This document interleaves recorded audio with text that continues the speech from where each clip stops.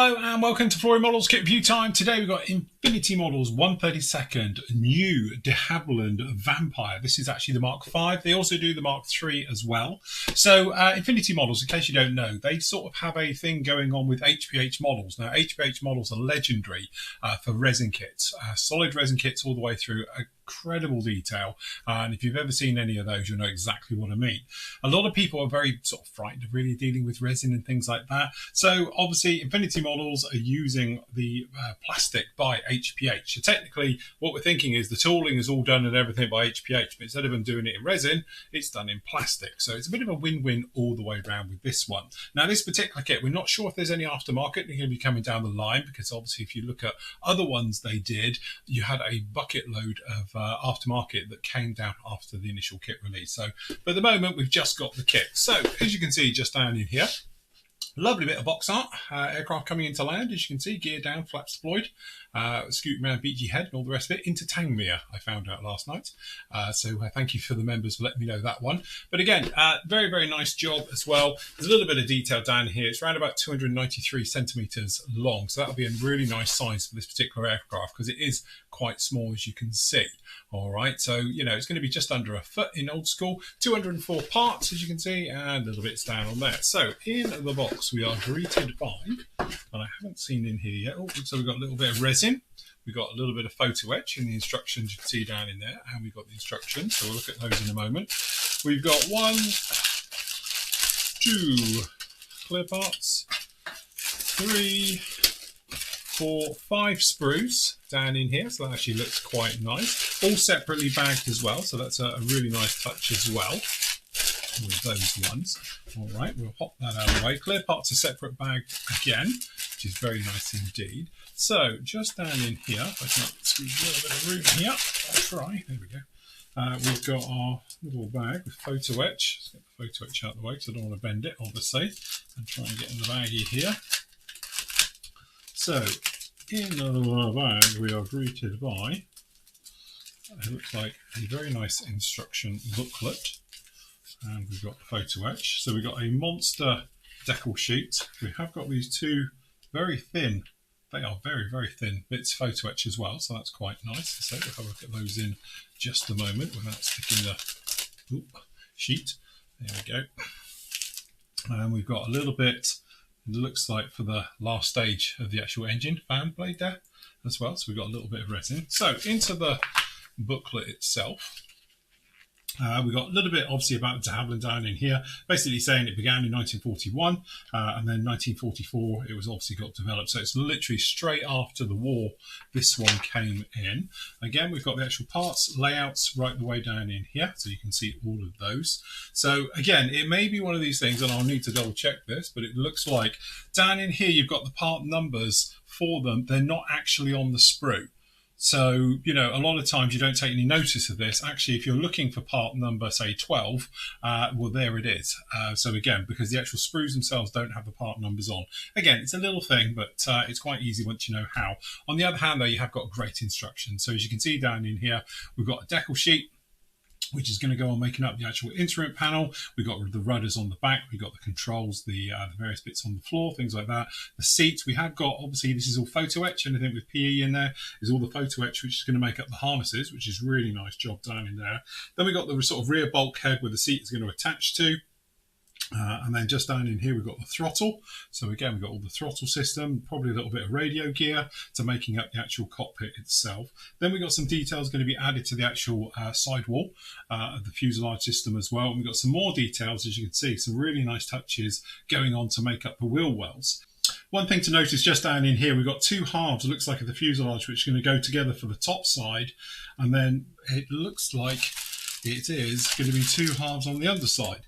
So normally we see it in sort of ones. When we're looking at other ones, it's a single piece underside on 3 on top. So smaller kits, let's face it, 48 going 72nd, it's normally just two halves sandwiched together. But again, we will look at those ones. We have got some basic intakes as well. working our way down in there, and then obviously we'll be making up the top half and adding the other parts of the intakes onto this one. We've got the cockpit going in, various bits like that, as you can imagine, and then we're working on the actual nozzle of the engine down at the back here, so we're putting all of those ones in. We've got guns to open up on the front, a few other little bits and pieces, and the nose wheel well being fitted down in there just like that. Next up, as you can see, we've actually got the lower part of these wings going on. So we've got some joins that we're going to have to take care of, but hopefully we'll be okay. Tail booms being fitted down into this one. And it looks like we've got some type of tab system is going to be fitting into these to join in. So it'll be interesting to see what they're actually going to slide into and what that join will be like as well. So you can see those being fitted in like that. More details in at the top. So it's got a beautifully detailed cockpit. We've got the tyres being put in there. We've got the hubs, and obviously we've got the main gear.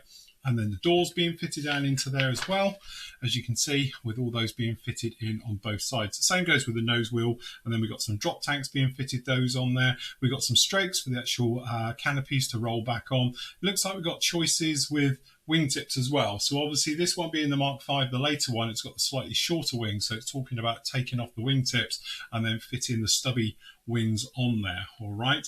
Then obviously we've got just the final parts just being bagged. So we've got the actual ring of the exhaust down in there, the counterweights as well being fitted onto this one, and again we've got the various parts being onto the underside just like that.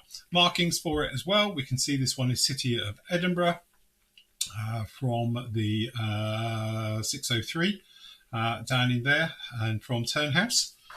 And then over on this one, we've actually got a very nice Swedish one, which I won't even try and pronounce clearly, down in there as well. And then obviously we've got the decal for the instrument, the notification markings down on there as well. So there you can see, very nice indeed. Right, so decals. Very nice indeed. Doesn't say who these are printed by. It's got their logo on it, but they look very nice indeed. So nice, clean, clear, crisp decals all the way through. We've got the walkway markings, all the stencil data, and everything else like that, as you can see. So very nice with those indeed. And then we've got these bits down in here. So we say we've got this fan blade system, this little guy just down in here, which is fair enough. And we've got a couple of little bits of photo etch. So again, very teeny tiny parts, but we've got all the harnesses down in there, and then some of these as well to make up some of the details. Try and catch it in the light without blinding the camera, but there we go. So that's those as well. So that's a nice touch. As we've got the close-up camera on, we'll have a quick look at the canopy. In here. And again, we've got one-piece outers, and we've got the area for the light on these. And the canopy looks really, really good actually. Nice and clear, nice and flat, so that's pretty good. And then obviously down in here you have got the other wing tip ones as well for the other version. So I don't know how easy it would be to do a Mark III from the Mk.5, but obviously you can see it down in there if you did want to have a go at that. Okay, so into the main sprue, sorry, that just went in my little desk fan. We can see we are greeted by, I'll get it in the bag. So like we were saying, you don't get any actual sprue tab numbering on these. You can see it's completely devoid of any of that. All right, so you do have to sort of reference back to the actual instructions to see exactly what you've got. Don't be fooled though, it's not as basic as it actually looks. And when you get into the close-up, you can see it's got beautiful details. It may be just a little bit rough around the edges, a little bit flashy. You know, it's not like a AAA title or anything else like that, but it should go together pretty well. I've built a few of theirs now and never really had a problem. The plastic also tends to be quite soft, and because it's soft, it means it's sort of a bit more malleable, shall we say. As you can see, we've got one of the areas down in there. We have got pretty much seamless intakes, which is a nice touch. They're a bit lumpy bumpy, but as you can see, it's all there.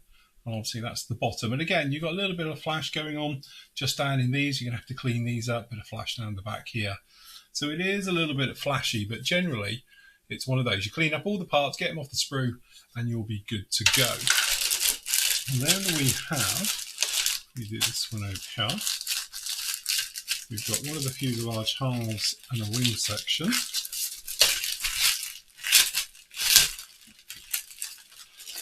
So, and again, really very nice detail, and it looks quite heavy. If you look on this wing though, it's fully recessed, very detailed, and again the trailing edges just need a quick sanding stick, whip down them and all the rest of it. With the panel line detail, the riveting, very nice indeed. And again, we've got part of the engine nozzle down in there, we've got the underside of those wings, and then obviously we've got some of the other details down in there.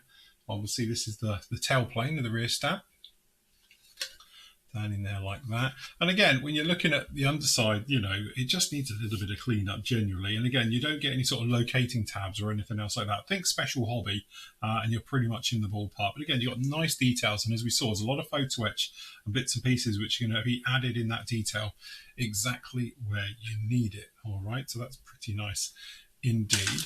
We've basically got straight the same for the other side, but this one down in here we get the wheel wells and things like that. So a quick look in there.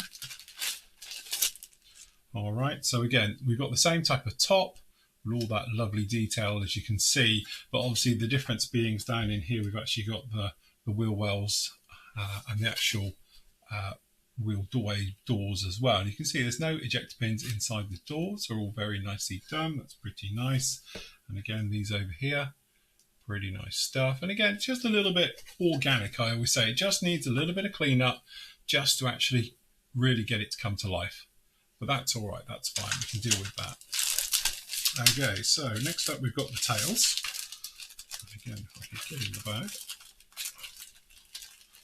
These bags are a little bit of a nightmare to get into because they're very close to the edge. Best to do these. I'll give up in a minute and attack this with a knife. Yeah, I'll give up and I'll attack it with a knife. Purely because I can't get in. It's not letting me in. I can't even get close enough to get into it. Not knife bags.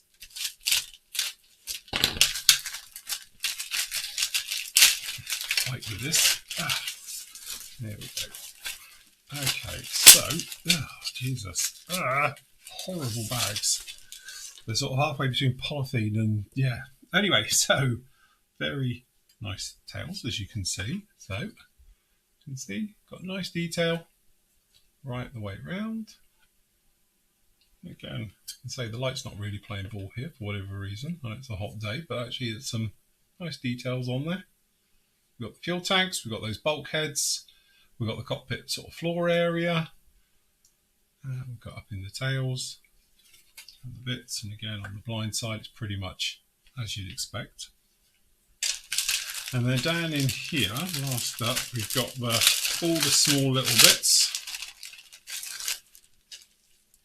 So as you say, you've got little bits down in here, which we can probably do this way around. There we go. So we've got the instrument panels, so you've got both types in there as well. We've got the wheels, we've got all the small little trim areas and all the bits for the cockpit. We've got all the bits for the gear, say the wheel hubs, all the different bits. We've got the seats and obviously all the antennas and things like that down in here as well.